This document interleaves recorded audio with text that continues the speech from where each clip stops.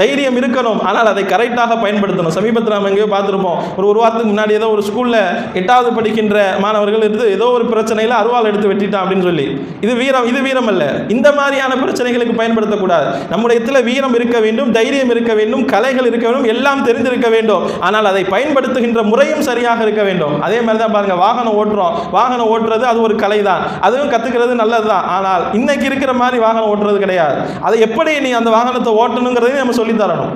பெற்றோர்கள் போதிக்கப்பட வேண்டும். பார்க்குறோமா, நீ வாகனம் ஓட்டுறியா, பைக் இருக்கா, நீ கொஞ்சம் பார்த்து பக்குவமாக போய்க, இது மாதிரி கவனமாக இருக்கு, உன்னையும் நீ பாதுகாத்துக் கொள்ள வேண்டும், பிற மனிதனையும் பாதுகாத்தணும், எல்லாருடைய பாதுகாப்பையும் நீ கவனத்தில் கொண்டுதான் ஒரு வாகனத்தை செலுத்தணும் அப்படிங்கிற அந்த ஓட்டுவதற்கு உண்டான முறைகளை சொல்லித்தர வேண்டும். இப்போ கலைகள் எல்லாம் கற்றுக்கிறது ஒரு பக்கம், ரெண்டாவது அதை செயல்படுத்துவது, அதை நம்ம வெளிப்படுத்துகிற விதம் இருக்கிறது அல்லவா, அதுவும் சரியாக இருக்க வேண்டும். எல்லாத்தையும் கற்றுக்கணும், வீரம் இருக்கணும், தைரியம் இருக்கணும். அதற்காக நீ அந்த வீரத்தை வைத்து தைரியத்தை வைத்து ஒரு மனிதனை அடிப்பது, தேவையில்லாமல் அடுத்தவன்ட்ட பிரச்சனை இருக்கிறது, சண்டைக்கு இருக்கிறது, அப்படி போறது, அந்த மாதிரியான தவறான வழிகளை செல்லாம சரியான முறையில் அவைகள் பயன்படுத்தப்பட வேண்டும். அதே சமயத்தில் வாகனம் கற்றுக்கணும், அதை எப்படி இயக்கணும், சரியான முறையில் எவ்வளவு பக்குவமாக நம்ம ஓட்டணும் அப்படிங்கிற அதை நாம் செயல்படுத்த அந்த மாதிரியான வழிமுறைகளில் நாம் அதை பின்பற்றினோம் என்று சொன்னால் இந்த விஷயங்கள் எல்லாம் ஒவ்வொரு மனிதனுக்கும் பயனளிக்கக்கூடியதாக இருக்க வேண்டும்.